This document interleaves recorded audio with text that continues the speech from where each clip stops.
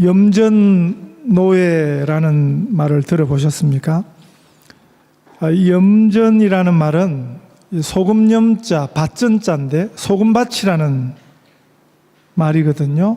소금이 나는 밭을 염전이라 그럽니다. 이 염전에서 소금을 만들어내는 일은 웬만한 막노동하고는 비교가 안 된답니다. 하루 종일 햇볕이 쨍쨍 내려쬐는 가운데 계속 소금물을 엎고 엎어야 되니까 제대로 쉬지도 못하는 까닭에 돈을 아무리 많이 준다 해도 버티고 일을 하는 사람이 없답니다. 이 일이 얼마나 힘들었으면 조선시대 형벌 가운데 아주 못된 죄인을 염전으로 보내어서 일을 시켰다 하는 기록이 있습니다. 한국서 이 서해 바다 또 섬 지역에 이 소금 만드는 염전이 발달이 되어 있는데 이 염전에서 노동력이 부족하니까 정상적인 일꾼은 일하러 왔다가도 금방 오래 견디지 못하고 가버리고 하니까 언젠가부터 사람은 필요하니까 그 지능이 좀 부족한 이 정상적이지 않은 사람들을 강제로 잡아다가 노예처럼 어떤 사람은 그냥 사슬에 도망도 못 가게 사슬에 메어 놓기도 하고요. 24시간 감시를 하면서 일을 시켰습니다. 당연히 일한 대가도 제대로 주지 않고요. 이런 사람들이 이제 나중에 경찰에 의해서 구출되고 알려지게 된 이런 사람들이 한둘이 아니라는 거죠.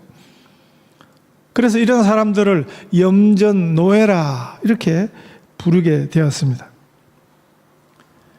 이 소금 만드는 일이 이렇게 힘들다는 것입니다. 그런데 이 소금 노릇하는 일은 얼마나 힘들겠습니까? 우리 예수님께서 말씀하셨습니다. 너희는 이 세상의 소금이라. 썩어져가는 이 세상에서 소금 노릇하라고 거룩한 사명을 우리 예수님께서 주셨습니다. 이 세상 세파에 파묻혀서 그저 이 세상 물에 흘러갈 수밖에 없던 우리를 십자가에서 우리를 구속하셨습니다. 우리를 용서하셨습니다. 우리를 구원하셨습니다. 하나님의 자녀로 삼아 주셨습니다.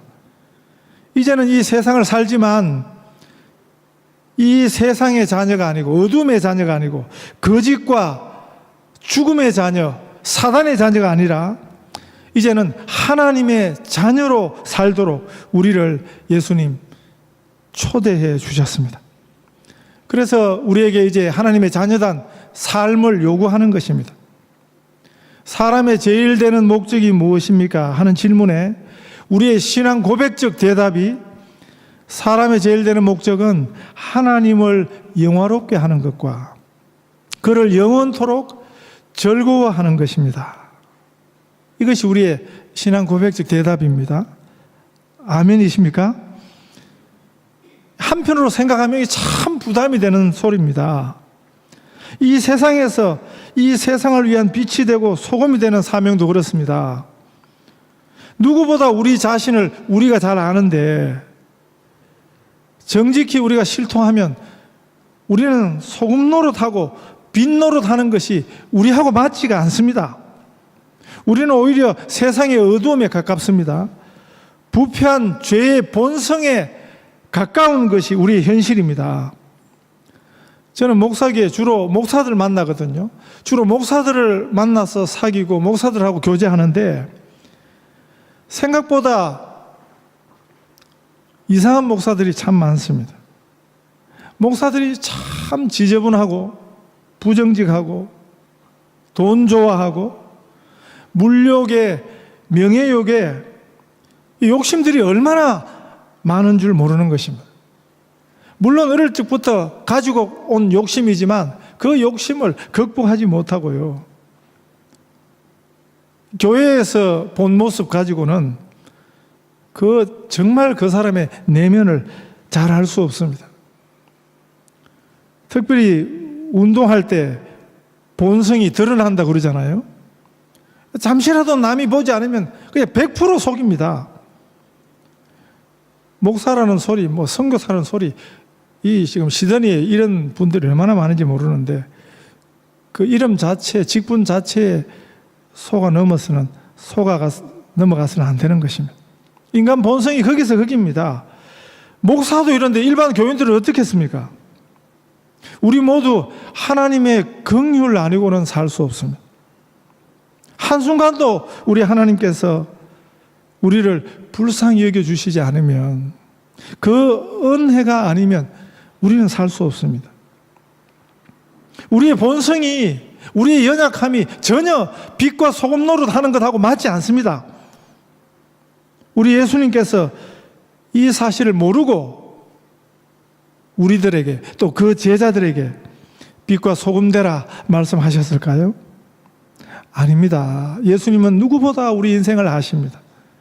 우리 예수님은 인생을 친히 경험하여 아셨습니다.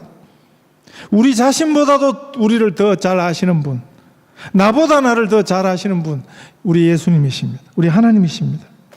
우리 연약을 아세요. 우리의 한계를 아세요. 우리가 결심은 덜 하지만 그 결심 한 발을 이룰 수 없는 연약한 자인 것을 우리 주님이 잘 아십니다.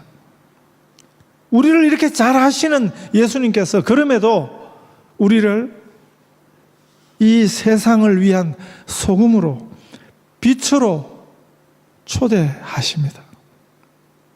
절대 쉽지 않습니다. 그냥 되는 게 아닙니다.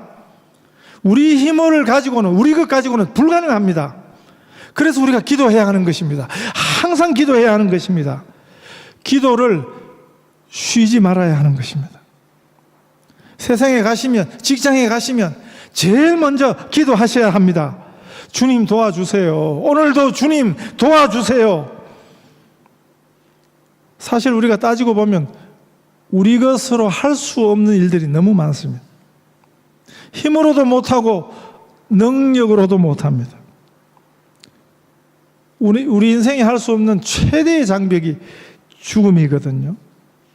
죽음의 벽 앞에서는 아무것도 할 수 없는 것입니다. 오늘 부활하신 예수님께서 사망아, 너의 이기는 것이 어디 있느냐? 사망아, 네가 쏘는 것이 어디 있느냐? 이렇게 말씀하십니다. 예수님이 죽음을 이기셨습니다. 생명의 주인이 되셨습니다. 예수님이 사망을 이기시고 삼키셨습니다. 성경의 표현입니다. 모든 믿는 자들의 첫 열매가 되셨습니다. 예수님은 부활의 첫 열매입니다. 첫 열매라는 소리는 이제 둘째 열매, 셋째 열매, 넷째 열매가 나온다는 소리입니다. 우리가 예수님의 힘입어서, 예수님을 힘입어서 사망을 이기는 이 새 생명의 열매 맺도록 예수님이 하셨습니다. 부활의 주님이 우리와 함께 하십니다. 이 주일 예배는요, 오늘 우리가 부활주일이지만 사실은 매 주일이 부활 기념일이에요. 예수님이 주일 아침에 부활하신 것을 기념해서 교회가 생겼습니다. 그리스도인들이 모이기 시작했습니다.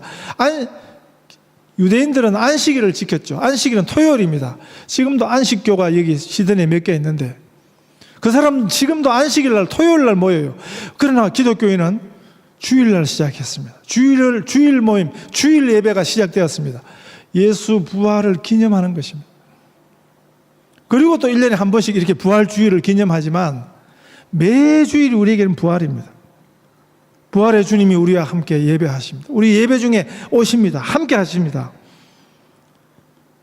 부활의 주님을 믿어야겠습니다.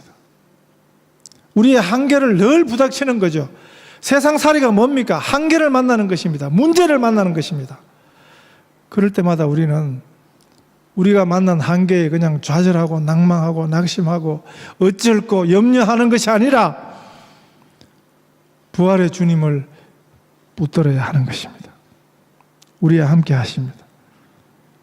우리 힘으로도 못하고 능으로도 못하지만 오직 하나님의 성령으로 가능하게 하십니다. 우리는 죽음을 이깁니다.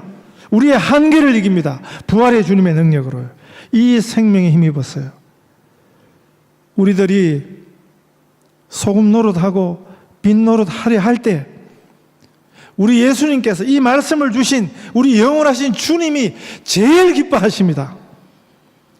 우리 주님의 기쁨이 되시기를 바랍니다. 우리 주 예수님의 소원이 우리의 간절한 소원이 되시기를 바랍니다.